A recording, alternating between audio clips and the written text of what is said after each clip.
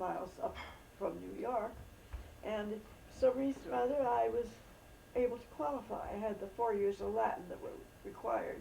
You had to have 4 years of Latin degree, 3 years of a modern language. Everybody had German those days before the German, before the war with German. And so I had a founding in German grammar.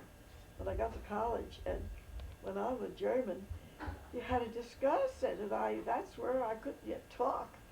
It was very difficult because I'd had the way German was taught in the high schools then, except the people that went to the private schools in New York where they maybe had real German instructors. It was just translation, easy. English into German, German into English, and the stories. Now here in where I'm living in Bakersfield, the Mennonite, the village, heritage village, Mennonites, there are quite a lot of German people. I'm having a little fun talking with them, what I can remember. For instance, the other night, I said, they talk a little German. I said, well, I'd like to try out some of my German. It was the Bible class I was going to. Instead of having the Bible class, I wanted to talk German. However, I said, when you ask me, wie geht's, which is a way people ask, how are you, in German. One woman said she could talk Low German, so maybe that would be conversational. Wie geht's? I said, I learned how to answer that from my brother-in-law who had a little German in college. And I'll do it very slowly, see if you can understand it. Wie eine Ganze, aber nicht so wirklich. And someone didn't know. I said, am I saying it right? It means like a goose, only not as lively. And I said, I certainly am walking that way now. Well, I'm wandering around to where I am now, at Heritage Village near Bakersfield, where I came up just before last November to be near Margie. To go back to my childhood, as I said, I grew up with abundance of everything to eat, and I was a skinny little thing. I evidently didn't like a lot of things, but I remember the day when I suddenly decided that I liked fresh peas better than canned peas. Before that, fresh peas just out of the garden have got a strong taste. I didn't think I liked them at first, but one day I tasted them and thought they were wonderful. Now we can hardly ever get any fresh peas here. It's at least very few, and they don't taste like those that we grew. My father's hobby was growing grapes, which he exhibited at the county fair every year. I remember they'd be bagged early so the birds wouldn't get at them, and the dust would be kept up. So I understood at least 18 kinds of grapes. There were those that with the thick skins that wouldn't come off, like our California grapes. Most of them would be like Concord grapes. There were tiny little red grapes that would be like wine grapes. There would be great big purple grapes, and there'd be white, the muscat grapes, all kinds of grapes. But we did have corn, fresh corn, right from the field. Mother would have the pot of water on, and Father would go and get the corn, and then it would be in the pot for 5 minutes from the time it grew, and that's when it tastes good, really. My father would exchange. He owned a lot of land beside the 5 acres on which he built houses. When times were slow in the lumber business, then he had the land on which he could build houses, which he did. And I remember some of them were called double houses. There would be 2 dwellings, one on either side. Some were the single ones with 2 stories. And some would be the flats up and down, and they rented for very little. I think those that were double would be $10 or $15 a month, and maybe the single houses maybe $20 or $25. But everything was in proportion. The men that worked in factories earned $1 a day, and I think that's what my father paid the men that drove the horses to deliver the trucks with the coal and the lumber. We usually had our noon meal, a dinner. I don't know why. I guess because Father got up so early. And then we had, after all, when the sisters my brother, were away from home, whether we'd have dinner, working away from home, we'd have the dinner. Walter had worked had come all the way to the West Coast by playing the piano in it was called the Pit in those days. He had joined the Barrymore troupe, the father of the Barrymores, the royal family of movies, I guess, TV later. Maurice Barrymore was the father, and there were the three, Lionel, whom I'm sure some of you older people have seen in the movies, and John Barrymore, and Ethel. And I think when the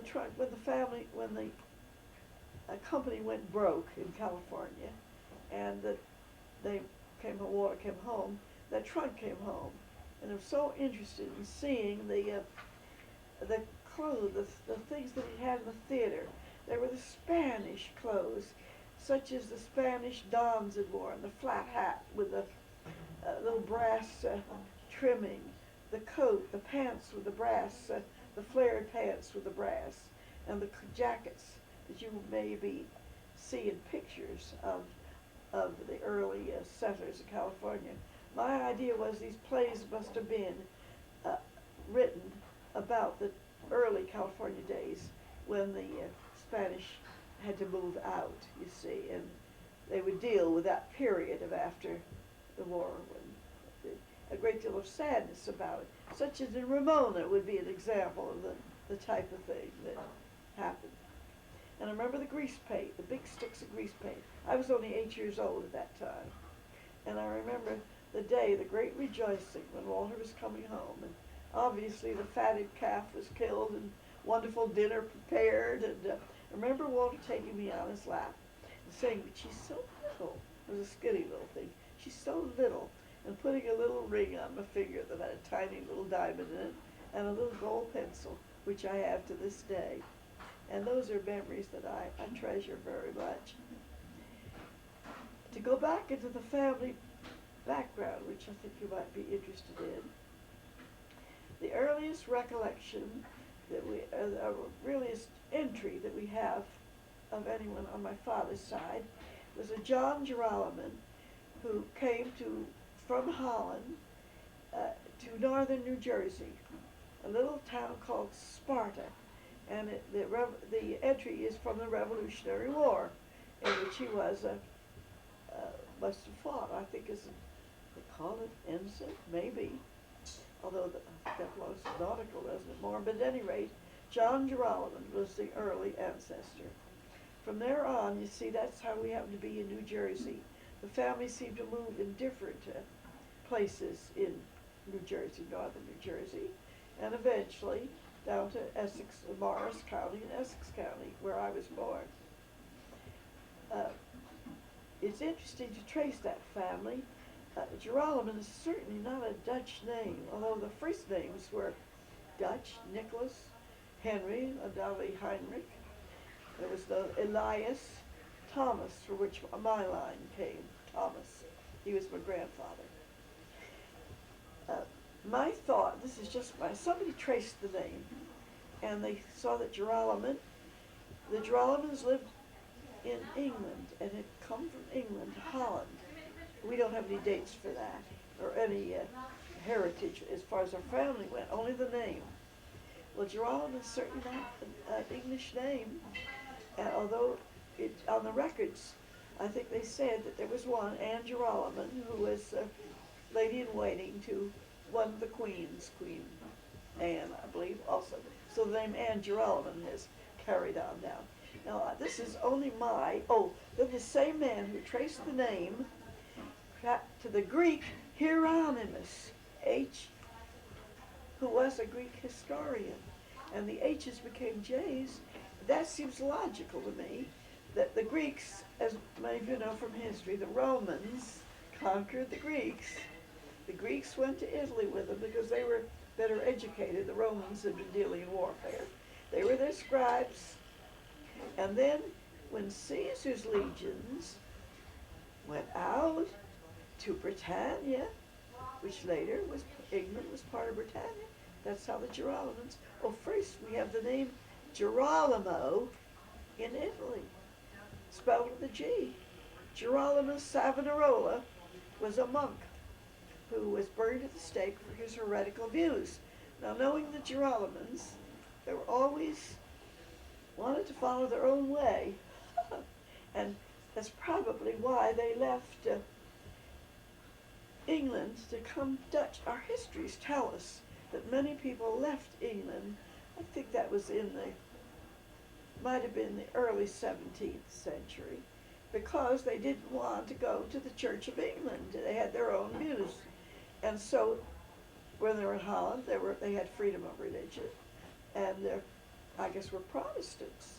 Then, even our histories tell us that they didn't want their children to remain Dutch. They were speaking Dutch, and when they had the chance then, the king gave grants of land to those that wanted to come to the new country that I guess Holland had claims to a lot of land, and that's when they came over here. I thought it was kind of interesting.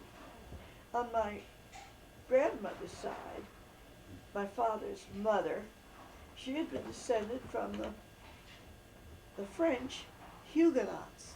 Her name was Shangle, her name. And they were, the reason for their anti-Catholic point of view, which of course we don't agree with anymore, was that the Huguenots, if you remember history, were persecuted during that period in Europe when the Catholics were at odds with the Protestants. So that accounts for some of my father's and Aunt Lizzie's attitude, which was ridiculous, but that's where they got it from. I thought you might want to know. Okay. I remember Aunt Lizzie saying when your mother, Bill, there was you'd be interested. He was a cousin of Alice Rosser's, Catholic, wonderful young man. He was in the Air Force. He was visiting Alice at that time. This war was going on, and he wanted the girl to take out. They thought it'd be nice if he took Margie out. There was nothing romance at all. It was just that Margie loved to go dances, and Bill knew his name. He had got his wings. He was a, what'd you call it in the Air Force? Lieutenant, I guess. Lieutenant? Yeah. And he was just a charming, fine young man, cousin of Alice's. So naturally Margie was tickled to death to go. And Aunt Lizzie said, her hoarse voice, as she got older, she got a more deeper voice, "Louise, do you know that he is a Catholic?" Oh, Harold and I thought that was ridiculous. We just liked him, and we had no religious bias at all. We believe we don't to this day. On the side, you'd be interested in hearing about the Fenton family, the founders of Fenton Potteries, which could have the history in New England. My grandmother's name was Rosalinda Hill before she met Jonathan Coomer, that was my mother's father. On the Fenton side, my mother's grandmother was, my grandmother was Rosalinda Hill, and her mother was Harriet Fenton, and that was the beginning of the Fenton Industries. And they were in New England, found in northern New York, the Fenton family, and New England. And if you ever visit there are different potteries that can be found. I know some may still be in existence. Others, the history is contained in a book which Roland gave me, and I want Margie to have the pictures and history of the Fenton family and that industry.